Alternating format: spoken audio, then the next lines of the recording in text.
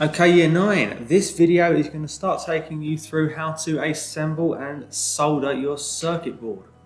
So before we even look at any of our components and populate them, let's quickly go through some health and safety. As you can see, I've got no loose clothing near me, nothing that can get caught or get burnt. If I was a student, I'd have taken my blazer off. You can't see my face, but I've got goggles on, so I'm protected in case anything spits up into my eyes. And I don't have an apron on, which you would have an apron on, but I do have my tie tucked in out of the way so nothing dangles through and nothing's going to get caught. So the first thing we always look at is our health and safety. I also know where the tap is in the room, so I can go and wash my hands if I do get burnt. I want to avoid that at all costs, but I'm aware of where it is in the event I need it. And when you look at my equipment here, my setup, you can see that I've got my soldering stand securely attached to my soldering board. My board is holding all of my equipment together. I've got my soldering iron inside the stand. I'm not using it, therefore I'm leaving it alone. I've got my cleaning sponge, which I can use to clean the tip of my soldering iron, and my bulldog clip to hold my work for me. I'm going to move that forward a bit just because we're going to need that for later on.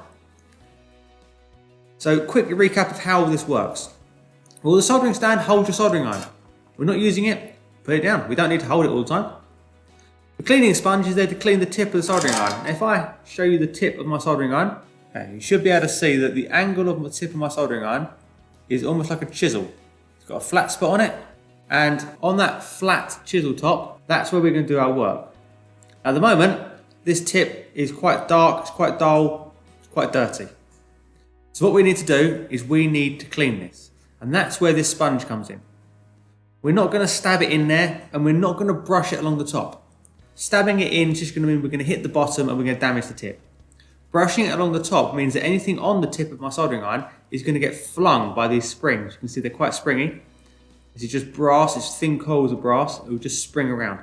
So instead we're going to place it in at an angle, give it a little bit of twist, put a little bit of pressure on it just to make sure it's rotating and holding onto the brass, and then we're going to pull it out. And as you can see, that is now shiny and clean. That's ready to use. We do that every time before and after we use our soldering iron just to make sure it's clean and ready to go. So that's our setup. We've got everything we need. I know my soldering iron is hot. If I want to test that, I'm not going to touch the soldering iron. I'm going to hold my hand above the soldering iron while it's in its rack and I can feel the heat emanating from it. It's radiating out. I know that's hot. So let's get started. The first thing we're going to do is we're going to put resistors R1, R2 and R3 on our circuit board. So you can see on my circuit board, they'll be going R1 is here, R2 is here, and R3 is down here. To put them in, you take your resistor, you pinch the actual resistor part, and you grab the two legs. And my technique here is just to pull them round like that. And you should end up with a horseshoe shape, or a U shape, or a staple, however you like to describe it, and it should look something like that. That is going to slot into R1. There we go, in it goes. And what you would like to do, what I'd like you to do, is try and get them firmly down towards the board so they're nice and close. And what this will do is keep things neat, stop things getting nicked and pulled off. If you look at the board from that side, you can see that it's nice and close. And the back there, the legs are they're pointing inward because of the angle they've been pushed in. What we're going to do is we're going to just pull them out to the sides a little bit. Like that. And what that will enable us to do is if we hold our board upside down, we'll give it a little bit of a shake, nothing's moving, nothing's coming out. So I've got R1 in there. And I need to do R2 and R3. And the exactly same process applies. Bend the legs round, place them in either side where it's got its number written down. Again, that one's gone in relatively neat. Turn it over and pull the legs out. And finally for R3, there we go. So I've got three pairs of legs all spread out, and I've got 3 resistors. We don't want to put too many components in at once and try and solder them all because it gets a bit confusing what you've got, what you haven't got. and things can start to move and fall, and that's the last thing we want. What we need to do now is hold our work in our bulldog clip, and we are now going to solder our work in. So we're now ready to start soldering our circuit in position. I've adjusted the camera so you can get a slightly better view. What we're going to do first is we're going to solder these 3 resistors. To solder these resistors, we're going to use the same technique we've already used, but I'm going to talk you through it just so you are fully aware of it. So I've got my length of solder here. I've not got too much. And what we're going to do is we're going to solder each of these. Now the technique for soldering is very, very simple. With a clean tipped soldering iron, I place a small amount of solder on the tip. There you go. I've got a small blob of solder on the tip there. I then place that at the join between a terminal and a leg, touching both. I hold it there for a few seconds, let the heat soak in, and then into that join I feed some more solder. I wait another couple of seconds and I take it out. And sometimes you get a little bit of blob. You can reheat this if it's not quite how you want it.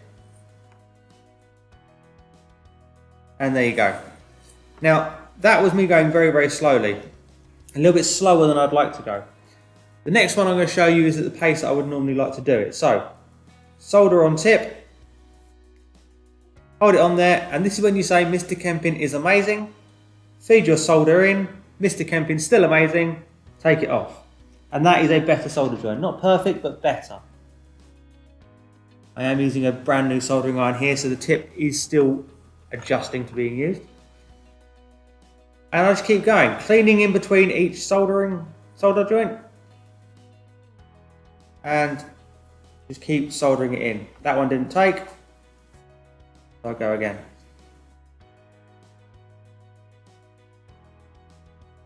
Now, as you will be able to see, from where I positioned my circuit in the bulldog clip, holding it in position to stop it moving, I can't get to one of my solder joints. Because of that, I've got 2 options. I can try and move myself around to hold my soldering iron in some sort of weird position. I can try and use it left-handed, which I could do, or I can just move my work.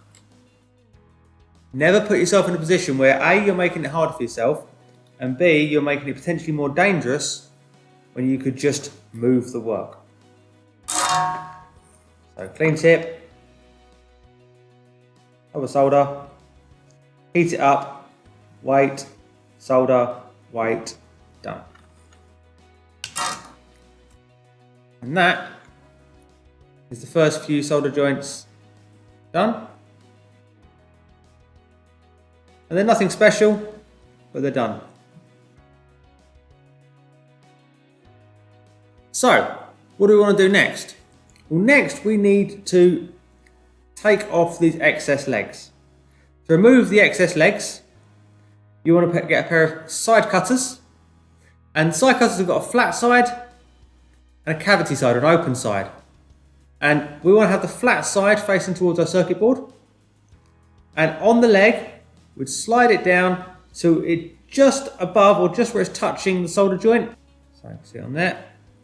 And then we'll turn the board over, having it face down, and then we can just squeeze and cut the leg. And you can see the leg is attached there. The reason we turn it around and face it away from us is so that we don't get any pinging. What can happen is these, when you cut them, can ping. And if they ping, they can fly quite a distance at quite some speed. And you don't want this hitting you in the face. Yes, you are wearing goggles, I hope, but you still don't want this flying across and hitting someone else that's not wearing goggles, or someone that's not soldering. So this is a really important step that we turn it upside down. So now you can see my nice clean circuit board. I'll hold it up over here as well. All the legs are cut off. Those 6 joints have been soldered.